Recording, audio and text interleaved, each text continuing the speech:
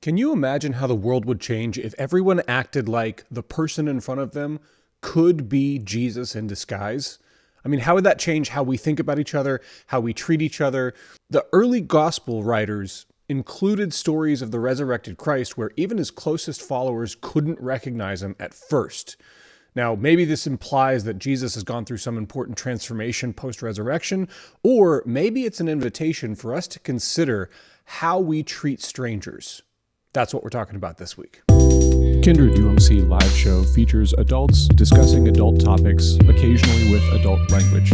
It may not be suitable for young viewers. Please use discretion before watching. Hello all! Welcome once again to the Kindred UMC pre-recorded live show, coming to you not live but pre-recorded from my front room, aka Kindred Studio A. My name is Chris Hayden. I am the pastor of Kindred UMC. I'm Hannah. More. I'm exhausted. What's more with feeling? We went to the beach today, so I'm very sleepy. I'm Taylor. I'm your resident gay, non-binary exploring candidate. Excellent. You checked all the boxes. I'm also very tired and red, so sorry.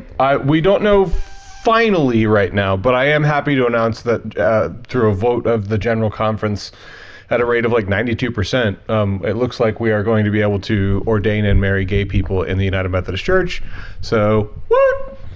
Gay rights. Happy to Gay announce it. And I'll for the next two videos, because we're recording two today, I won't know. It's going to take like two more videos before I can actually say it. Say whether or not it's like. But we'll comment below. But a rate of 92% is pretty comfortable. Right, yeah. I feel like that's a good margin of I'll error, comment below when it passes, and I'll be like, guys, it happened. Yeah. We did it. Yeah. So we are continuing our poster season, post-Easter, and we are looking at accounts in Scripture of the resurrected Christ, where Jesus, after his death and resurrection, actually engages with people. We've been in the book of John. We're going to go to the book of Luke, to a story that's commonly referred to. Remember that none of these titles were actually written in the Bible. They were added later. But it's commonly referred to as the Walk to Emmaus story. Have you ever heard of that at all, either of you? Yeah, I know that people do it too now. Like that's a thing. It's like a retreat. It's like a retreat. Yeah. My grandma's done it. Nini's done it. Shout out to you. I was pressured into doing it, and I hated every second of it. And also, several people who I know and love and respect have had their lives utterly changed by it too, like in good ways. Yeah. So it's that's like, what Nini always tells me about it. So like, I would caution anyone who's like, that doesn't sound like it's for me. Trust your instincts. That was how I felt before. But also, if you're curious about it, several people have. I know a lot of people that have done it. People love it. Yeah. Most of them have had good stories come out of it. Yeah. Usually it's for people who have kind of been in the church for a while. This is the type of person that I've seen kind of like really benefit from it. Been in the church for a while, kind of stagnant, kind of like I'm just not feeling it anymore. It's kind of like a refreshing. Yeah, it's like when you're like a dip in the pool. It's for old married couples who have lost the spark and they go to Hawaii or something. And that's kind of what this is. Yeah, that's exactly what it is. Except for faith, for you and Jesus, not for you and faith. A lot of people, the people that I know were elders. Nini was an elder, and then a couple of her friends. Yeah. I went to a church that was predominantly older people, so I know a lot of people that have done it. Yeah, a lot of older people that have done it. There's also seems to be kind of an age thing too. For sure. If it's a boomer, if you're I don't know anybody or under the Gen age of Xer, 65 that's been in. Yeah, you're probably going to get a lot out of it. It's aimed right at you. Yeah. But if you're a millennial or younger, it might not be for you. So anyway, I digress. I don't actually know anything about it. Well, they keep it anyway. I don't want to get distracted. I'll talk with you about it later. Cool. But I don't want to get distracted by that because it's just really a clever name for the retreat. But it is based on this story. Okay. So we are going to be reading from the book of Luke, chapter 24, the very last chapter, verses 13 through the end of it. Through whatever. Here we go. Now, on that same day, this is the evening of the morning of the resurrection. So this is Sunday when Jesus, it's like right then and there. Jumping right on in. Yeah.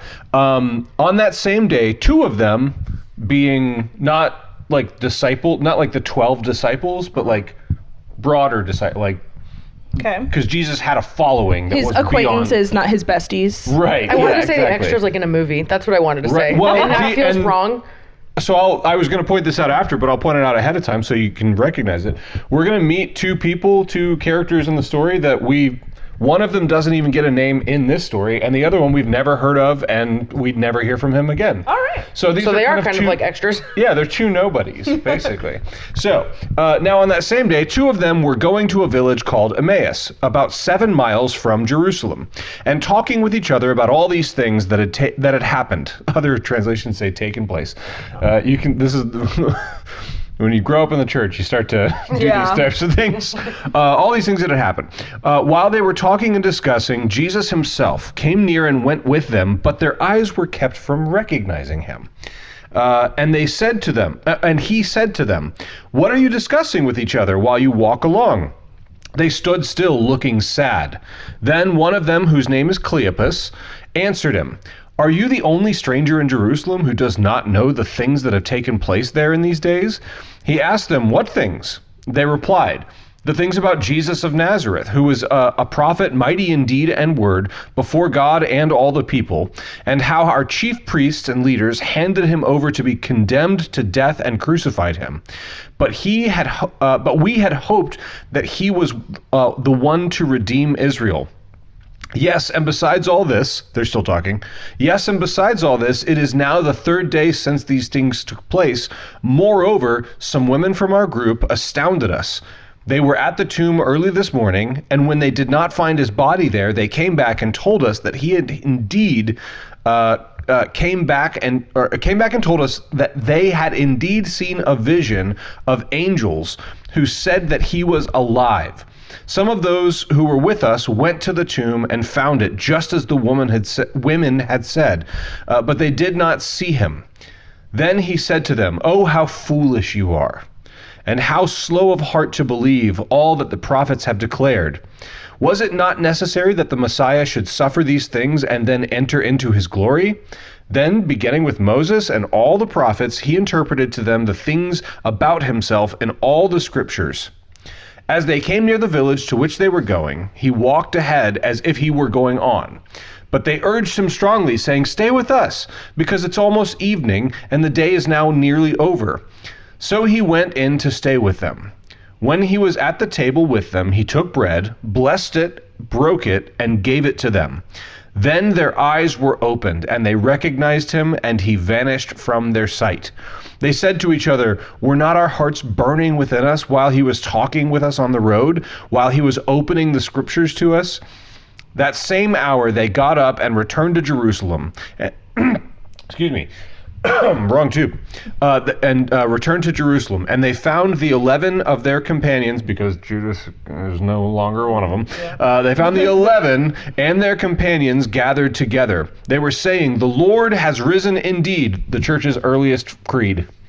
'The Lord has risen indeed, and he has appeared to Simon.'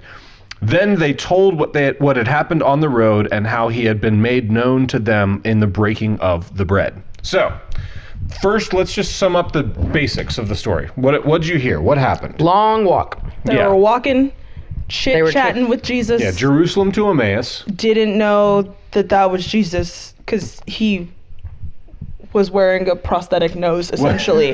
The glasses with the nose. On my other channel, that's exactly the thumbnail I used. Nice. Glad we're on the Supposedly same wavelength. right. not looking anything like Jesus, or what they knew Jesus Well, looked and like. it specifically says their eyes were kept from recognizing him. So he probably looked the same way, but So it's like had part of the plan. a mirage kind of a perception filter. There you go. Doctor Who. Just like Instagram. Oh, that too. Yeah. You ever been on a Tinder date and you get there and you're like, Nope. I do not recognize you. Sure have not. I'm blessed. Yeah. Thankfully I Thanks for looking like your pictures. I thankfully found my wife like right before online dating Like really blew up. took off. Yeah. Thank God. It wasn't fun. It wasn't fun. I don't And believe then, it would be. Then they got to where they were going. They were kind They to kind him. of got to where they were going. They weren't done Well, yet. so wait, what did they talk about on the road? All of the things that had happened. The like, whole Easter story. Yeah. So like, Or priest or have story, you I not guess, heard of more it? like- Like what all Like, that this took is place? sad, dude. And then, And he's just gaslighting the hell out of him. well, so what? Yeah, Jesus is gaslighting the hell out So of him. what did Jesus tell them? Because they talked to him about all the stuff that had happened. They basically, and it's a nice little narrative thing for Luke to do. Like, it's the end of the book. Yeah. And he's kind of like summarizing everything. Yeah. Yeah. You know, and I he's learned that using in these two AP no-name English. characters. In to do it. conclusion, Yeah. And that then what fifth is paragraph. and then what does Jesus say?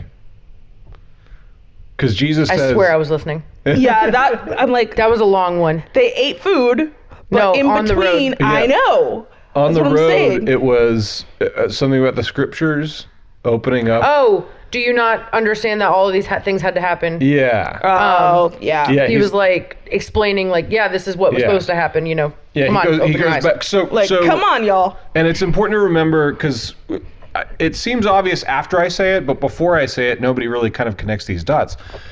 The scriptures at this point are the Hebrew scriptures, not the New Testament.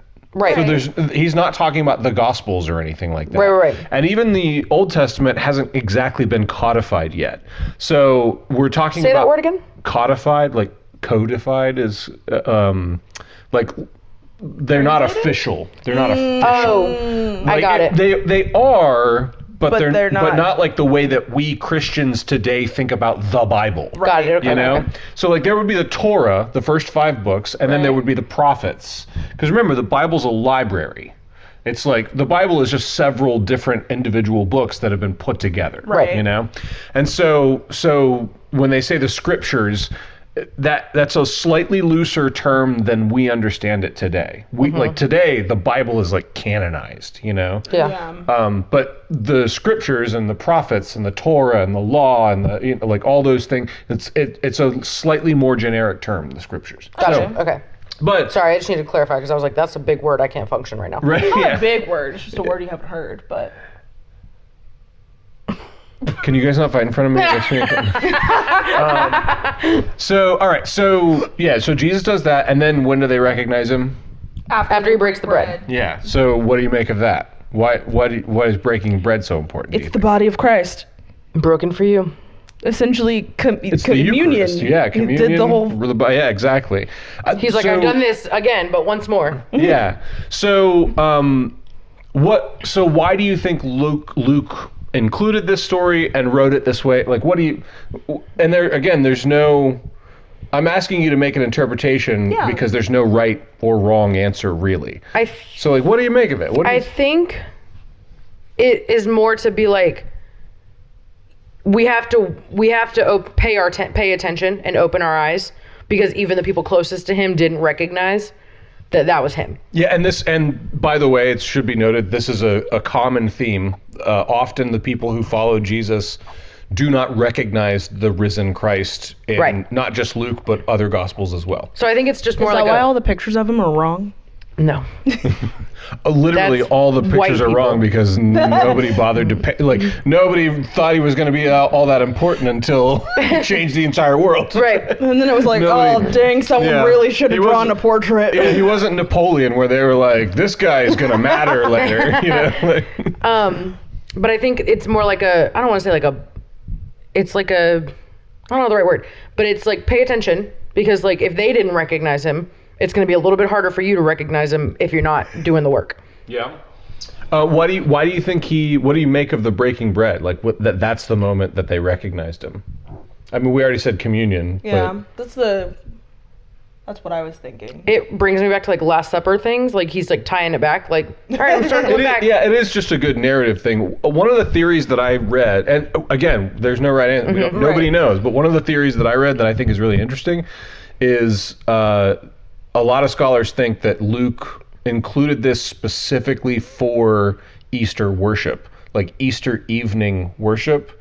Like this would be the text by which you would like base your sermon on. and the whole liturgy, because the way that they would worship, it's not the way that we worship now. It's not the way that churches Run now. like like they would be in a house. They didn't have full bands. No. much to my chagrin. I love a good band. I love a good worship band. But no, they would like literally they would be in each other's houses and they would share a meal and they would like read letters and gospel. They would read pieces of text that had been circulated around because they were, especially in like, because this was written probably like 70 AD or BCE or CE or whatever they call it. I can't remember. One of those. This was like 40 years after Jesus was crucified was when this was written. So the church has kind of been established, but it's not really like established. It's basically a bunch of Jews who believe that Jesus is the Messiah that was promised. They're not Christians. They're Jewish. Right. Right. But they're also like they're not in control of the temple worship. So Sunday evening is when they would have probably gathered over dinner and meals in the home. Right. And so the idea is Luke wrote this story because it's the evening of Easter and it's centered around communion because that would have been what they centered were doing. their worship around. Yeah. Not around like a choir and an organ. Like their worship was centered around a meal. I do think it is a little bonkers for them to be like, and Jesus to be like, I broke this bread. Deuces. Like, Bye. Yeah, I'm gone. Bye. He was like, it's a little me. supernatural, But I just think it's kind of funny because it's like, this is what I'm leaving you with. Yeah. This is what you tangibly have of me. Bye. Yeah. Like, I'm off. I also think it's interesting that they're basically two no names. Yeah. Like one of them literally does not have a name Just in the like, story. it's funny that Mary is the one that like, recognized all of this was happening. Yeah. And then In an ancient patriarchal culture, Right. it's And then a it's like woman these who's the two- first one to pronounce It's Jesus has always risen. a woman. Yeah. and then it's like these two extras in the Two movie nobodies. going on Right. and like Yeah. it's like, oh. But they were close enough to know what he looked like because they recognized him Once he once he showed himself. Right. Yeah, once he allowed himself to be known. Right. So here's the other thing. This is I want that power so bad. to be able to disguise yourself. Yeah, to like not be perceived. Come in handy. That'd be amazing. For the socially anxious. Yeah, right. So here's one of the things that stood out to me. So if you wanted to convince a group of people to actually follow Jesus, because that's kind of been the theme of the resurrected Christ. He's like, get your head out of the political power struggle and follow me. Mm-hmm. One way to do it might be, one really effective way might be, convince everyone that anyone could be Jesus. Yeah. And he might not be recognized. Yeah. So You got to be kind to literally everyone because you don't know. and also and like on the lookout. Yeah. So because I've preached this before, I want to ask you, and I'll answer first to give you time to kind of think about this. But like, when have you encountered Jesus and didn't recognize him? So for me, when I think about my story, I randomly ended up at a youth group and in a pretty dark time in my adolescence. And there was this youth director there who just saw me and like assumed I was valuable, assumed I had something lovely to offer to, and like expected me to do that. He's one of my best good friends. He's been my pastor for many years. His name's John. John was Jesus. I didn't recognize him. I didn't recognize him at the time. Yeah. But now I do. Now looking back on it, I'm like, that was Jesus. That was Jesus. There was a young, she's older than me. Actually, she's not young anymore. But the first time I went to that church Sunday morning, there was this girl. Her name was Lori. And she was like a couple years older than me. And I was a shy kid. And I was like, I heard there's a choir. She's like, you should come. We need guys. Like, come. And she was just like, and she was like, I'm gonna be there. Introduced me to a bunch of people. Like, you need to come. And then when I arrived, she was like, great, you're here, good, come. And then like included me. Lori was Jesus. I didn't recognize her at the time, but there Jesus was in my life, And like, how many times have we encountered that? Okay, my first thought was Nini. And if you know Nini, You know this to be true, most likely. Like, if you know Nene, If you know you Nene, get she it. is the people's Nene. But she is the only consistent person in my life that I've had since I was born that has never given up on me or never turned their back from me or never not helped me in any way, shape, or form that she can. And she shows up for every single person I love and every single person that just exists. Like, she just loves people in general. So that was my first thought. My second thought was you. Yeah. And I'm afraid to make you cry on this day.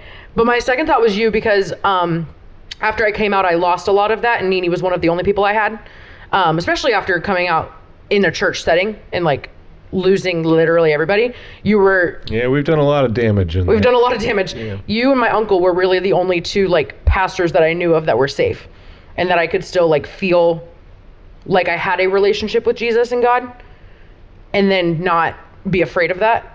You know what I mean?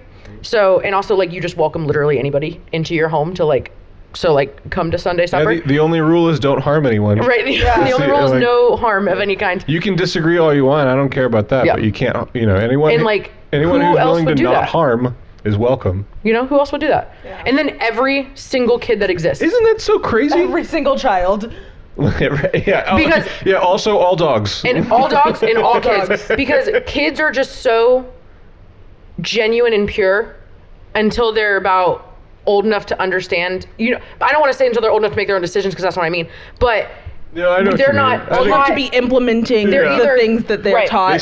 They can start to connive. And they pick up the. But like they love everybody, and you're not born with racist, thoughts, homophobic thoughts. Like you're not born with those things. So it's they just are so loving and accepting of anybody that comes into their life most of the time. Yeah. Unless you're a bad person. Most kids don't even really pick up on it. Right. Yeah. So It's just I see Jesus in those things. Or any, like they don't really even pick up on it. No. So that's where I see Jesus mostly. I feel very complimented by that. Thank you very much. You know I love you. I love you too. And I do know that. Gross. I feel safe and secure in the knowledge of that. Hannah, what comes to your mind? Feelings. Ew, feelings. I don't know. I honestly think it would have been Courtney. Yeah. Because like... Go check out our early videos if you don't know who Courtney is. Yeah. And old podcast episode. Because like my life was really, really starting to be full chaos. Like right before, husband and I separated. So for those of you who don't know, I used to be married to a man. Ew, gross. It was like right before I told him I was gay and right before I essentially imploded our lives, and she just kind of... By the way... pulled me here. Andrew is a recurring guest. Yeah, I was like, I wasn't going to put him on blast, but it's Andrew. Well, the relationship and the friendship that is still there, like the love that's still there, I think is a powerful testimony to like what is possible and what can happen when people start to be honest. So yeah, when people start to be honest and start to really actually live into their truth, I understand. Especially after what you said, like I understand there's a bunch of people out there that don't that will come against you. I know plenty of people that would not. It's not easy. Accept any of this conversation. But there's also Jesuses out there who will remain in love. That will and that love has to change. But Andrew is the other half of my heart in like a platonic. It was so funny, like right after we separated, because I was like, it never occurred to me that platonic soulmates existed. But like, just... I can think of a couple now. Right. How many adults can say that, man? Like that's, like... Your soulmates come in so many different forms and like... And just so many of them. Yeah. Well, if you're doing the work to keep them. I would say they might be seasonal. Yeah. Because I'm not... I do think love and relationships are at cyclical, least in part almost? what you make of them and what you put into them. I think that is a huge part of it. So, but like there is something to... But like one of my dogs, that's my... He's my soul dog. I say it all the time. Like, that's the that's part of my soul. But yeah, I just think Courtney, because like my life was so chaotic, and it was like, hi, these are these people, and I was just like, okay, I don't like new people and I'm weird and whatever. I'm gonna need you guys to do some of the work to even make like, this remotely okay. Yeah, right. But like 3 years later, Here we are.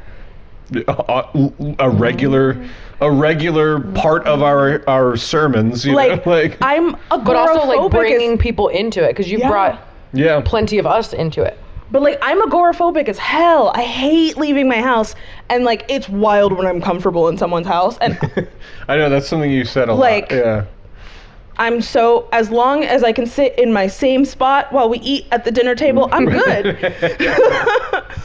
So here's the other side of it that I think this is what I kind of want to leave everyone with, because certainly, by all means, as an act of worship, think about where you have encountered Jesus. Like, look back and find where God has been gracious and like a present in your life in the form of other people. oh my God, and Bill Brown.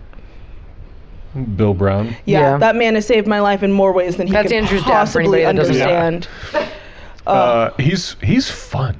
Oh my gosh, he's the best. Yeah, I've only met him a few times, but like, I he's love fun. him so much. He's literally one of my best friends and favorite people in the world. So here's the other side of it. As an act of worship, look at where you've encountered the risen Christ and not recognized it, and recognize it. Here's the other side of that. Be on the lookout. You are going to be Jesus for someone at some point.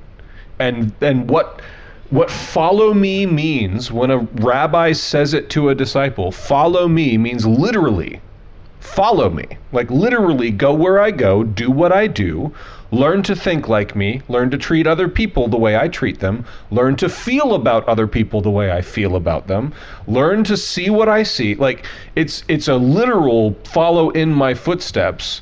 And there's For all you Bible literacy people, here you go. Right. This is your time to shine. It is a literal follow me. When Jesus said follow me, he meant it. Follow me. And so there is something to if you're going to be a disciple of Jesus, then that needs to be leading you in a direction. We're far from perfect, but it needs to be leading you in a direction and creating opportunities and getting you into a place where you are actually treating people the way that Jesus treated them, where you actually have the willingness and ability and capacity to receive others the way that Jesus received them, and to be the risen Christ for someone. There's a reason we call the church, which is not a building, it's the people. There's a reason we call the people that are the church the body of Christ. It's because the evidence of the resurrected Christ is right here and right there. We are it. We are this body of Christ following our Messiah into grace and love and mercy for all those that we meet. So find the people who have been Jesus for you and be Jesus for the people you encounter. Any final thoughts? It's really funny that the people that take the Bible literally Are the worst people that practice that? miss this one. Right. Yeah, The one actual that has been my experience, broadly That's speaking. been my experience. But it's really funny that the people that take the Bible literally miss this so heavily, because it's so obvious. At least it surely feels obvious that that's the point. Yes.